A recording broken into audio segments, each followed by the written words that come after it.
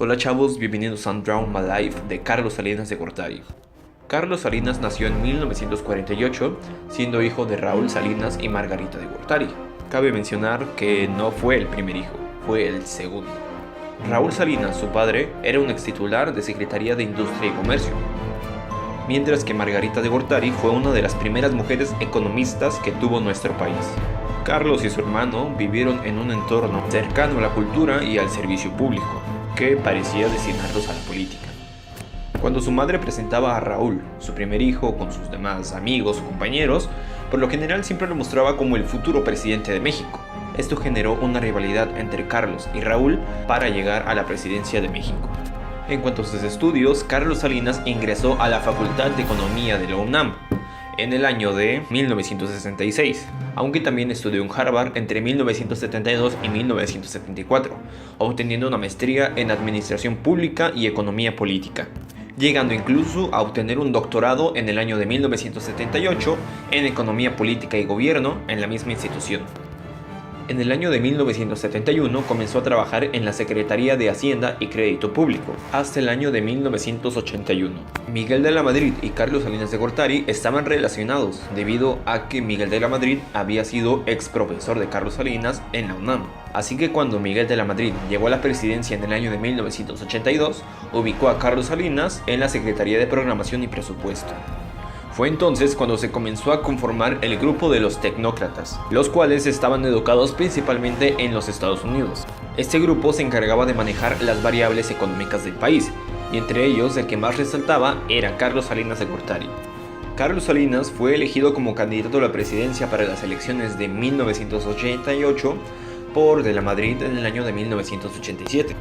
Y ya una vez estando en las elecciones presidenciales de 1988, por primera vez el PRI tenía candidatos de oposición fuertes, entre ellos Cuauhtémoc Cárdenas, el cual estaba por encima de Carlos de Gortari en los preliminares.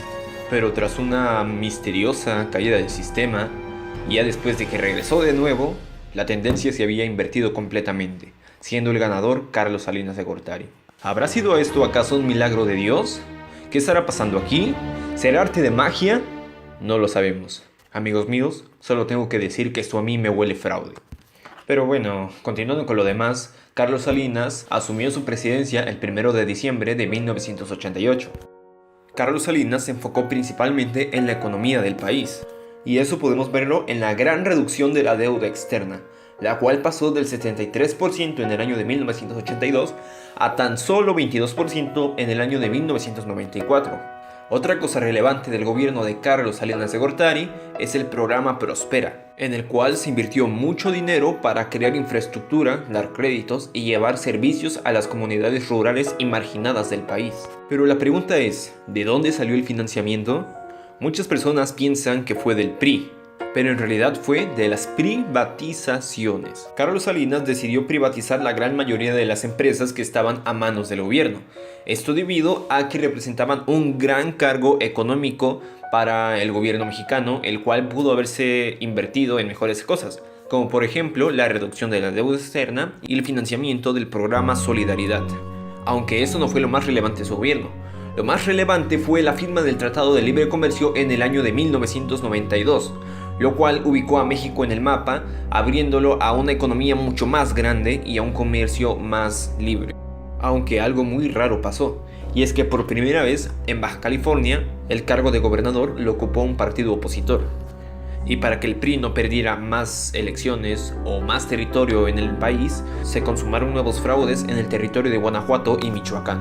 El 1 de enero de 1994 entró en vigor el Tratado de Libre Comercio, aunque ese mismo día apareció el EZLN, lo cual causó revuelo en el país e incluso en el extranjero. Para esto, la respuesta del gobierno inmediata fue armada, pero la presión nacional e internacional lo decretó como una amnistía. Había ciertos rumores de que Carlos Salinas de Gortari se quería reelegir, para lo cual se destapó un nuevo candidato a la presidencia en el año de 1993, el cual fue Luis Donaldo Colosio. Aunque cabe mencionar que la campaña de Luis Donaldo Colosio comenzaba a tener problemas, debido a que en sus discursos el candidato solía marcar distancia de Salinas. Se llegó a pensar en el reemplazo de Luis Donaldo Colosio, lo cual no pasó, porque tiempo después murió asesinado, lo cual ocurrió el 24 de marzo de 1944. Incluso tiempo después ocurrió nuevamente un asesinato, siendo la víctima José Francisco Ruiz Massieu, el cual murió acribillado cerca del Monumento a la Revolución, siendo implicado Raúl Salinas en este crimen. Dado todos los acontecimientos que habían ocurrido durante el país, principalmente por las muertes de todos aquellos políticos y la violencia, mucho de capital extranjero comenzó a salir, y esto fue de manera bastante masiva.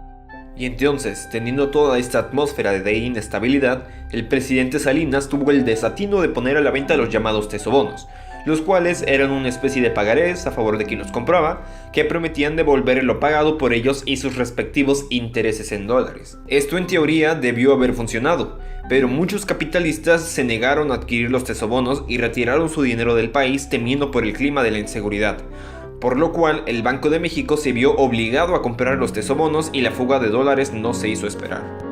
De igual manera, todo esto ya no le importaba demasiado a Carlos Salinas, debido a que su sexenio estaba por terminar. Y fue con esto cuando por fin se ponía en evidencia la gran habilidad de Salinas para mentirle a un país que confió en su proyecto de nación. Y así fue como terminó el mandato de Carlos Salinas, dejando a un gobierno inestable y con una gran crisis económica.